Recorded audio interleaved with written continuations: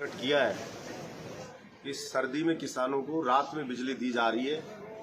Election से पहले दिन में दी जाती रही है। पूरे 5 साल बहरोड विधानसभा के किसानों को दिन में बिजली दिलाई ताकि उनको सर्दी में परेशानी नहीं हो। एक्शन साहब को भी बोला है और जो बिजली विभाग के एमडी हैं उनसे भी मैं बात करूंगा और ये सुनिश्चित करेंगे कि अब बहरोड के किसान को जैसा पहले दिन में बिजली मिलती थी उसी प्रकार से दिन में बिजली दी जाए और दिन में बिजली लेकिन किसी भी लेवल पे हमें लड़ना पड़ेगा तो हम लड़ेंगे, विभाग से भी लड़ेंगे, सरकार से भी लड़ेंगे। और मुझे पूरा भरोसा है कि वर्तमान सरकार भी बलजीत यादव की बात को हल्के में नहीं लेगी। वर्तमान चाहे जिम्मेदारी निभाए या ना निभाए, लेकिन वर्तमान पूर्व विधायक बहरोड का बलजीत यादव अपनी जिम्मेदारी को निभाएगा और अपनी जनता को विपत्ति में छोड़कर कहीं नहीं जाएगा। उसके साथ में खड़ा होकर कंधे से कंधा मिला का रिजल्ट कुछ भी रहा हो, विधानसभा के फ्लोर पे बोलने से बलजीत यादव को चाहे रोक सकते हैं,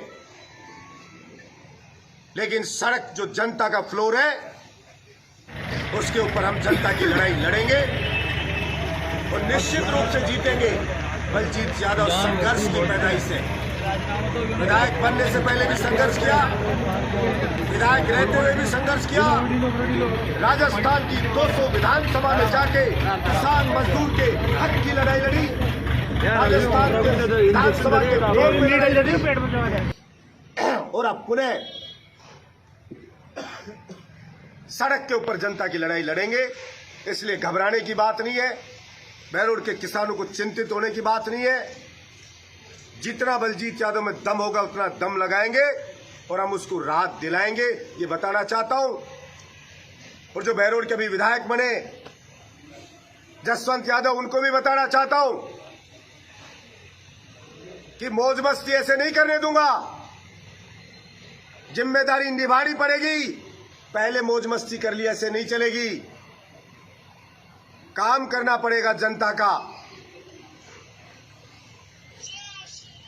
चैन की सांस नहीं लेने दूंगा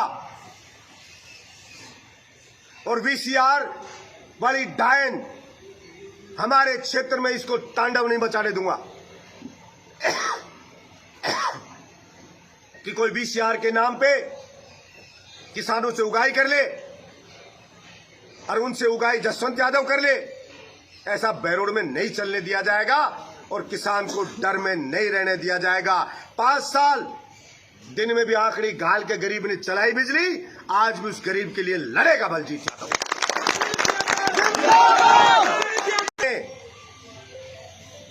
फिर लड़ेंगे और चुनाव कैसे हमें हराया गया, किन षड्यंत्रों से हराया गया, सारी दुनिया जानती है। अभिमन्यु की तरह चारों ओर से घेर के षड्यंत्र रच के और किस तरह रिजल्ट को बदला गया है ये सब जानते हैं, इसलिए इससे खुश होने की जरूरत नहीं है। आप सब इस प्रदर्शन में भाग लेने आए, आप सभी जागरूक लोगों को बहुत बहुत धन्यवाद। बड़ा दुख होता है जब मैं गया गांव में भी जाता हूं, सीने से लग के बुजुर्ग रोने लग जाते हैं कि इस मशीन में गड़बड़ है या किस में गड़बड़ है, ये रिजल्ट कैसे गड़बड़ हो गया। हमारे पूरे गांव के वोट पड़ने के बाद कह रहे हैं घर घर से काउंटिंग करते बलजीत यादव जिताया है, भला ये हो कैसे गया, विश्वास नहीं हो रहा है।